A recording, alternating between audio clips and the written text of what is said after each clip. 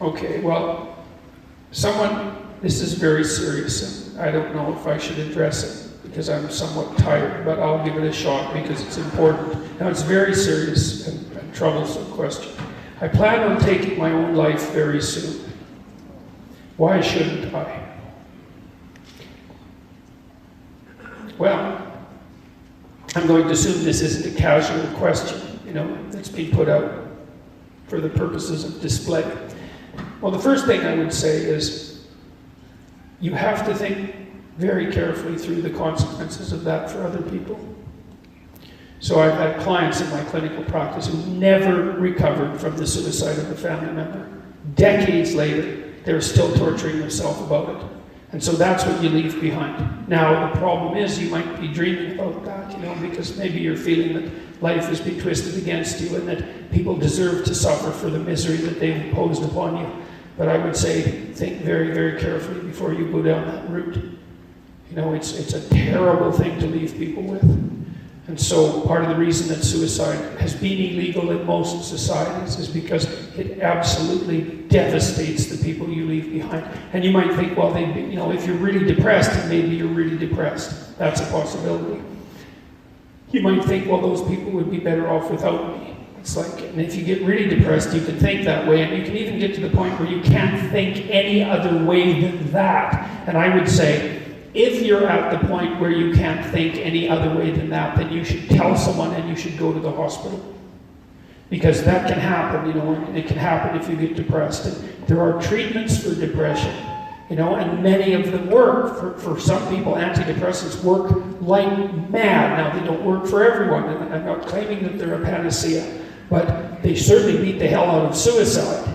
Right? And even if they have some negative side effects, and sometimes they do, quite frequently they do, the negative side effects aren't fatal.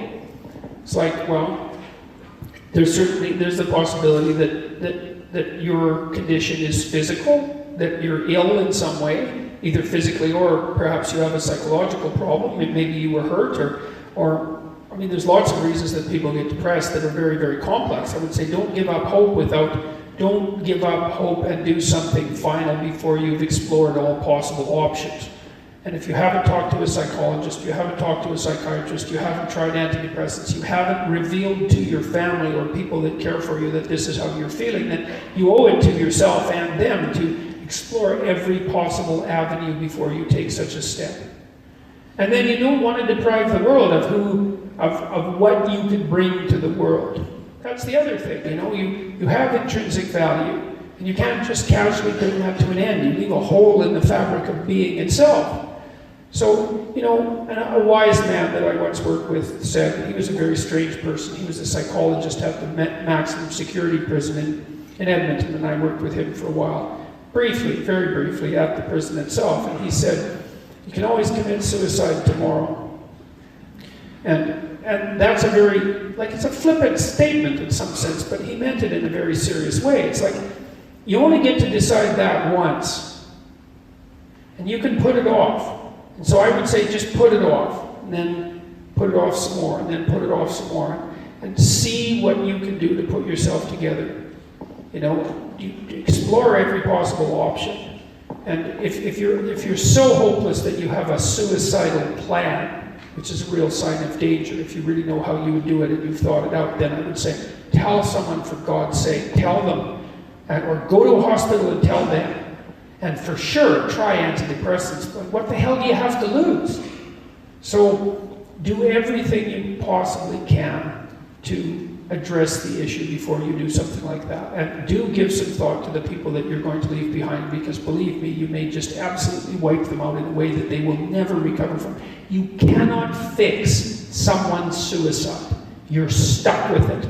And you think you torture yourself for the rest of your life. If I would have only known, if I would have only said something different. This particular client talked to her relative, a sibling, who committed suicide like 20 minutes before he committed suicide, probably after he took the pills. And she was kind of preoccupied because you don't know that the person at the other end is at the end of their tether. And she never forgave herself for not responding properly in that last phone call. That's a hell of a thing to leave someone with. So I would say, and the final thing I would say is, don't be so sure that your life is yours to take. You know, you don't own yourself the way that you own an object. You have a moral obligation to yourself as a locus of divine value, let's say. You can't treat that casually. It's wrong. So those are the reasons. Explore everything you can explore to put yourself back on your feet. All the things. There's all sorts of treatments for depression. Don't leave the people around you with that to suffer from for the rest of their lives. Don't underestimate your value in the world. And don't underestimate the fact that suicide is wrong. And so those are 4 reasons why you shouldn't end your life soon, or at all, for that matter. So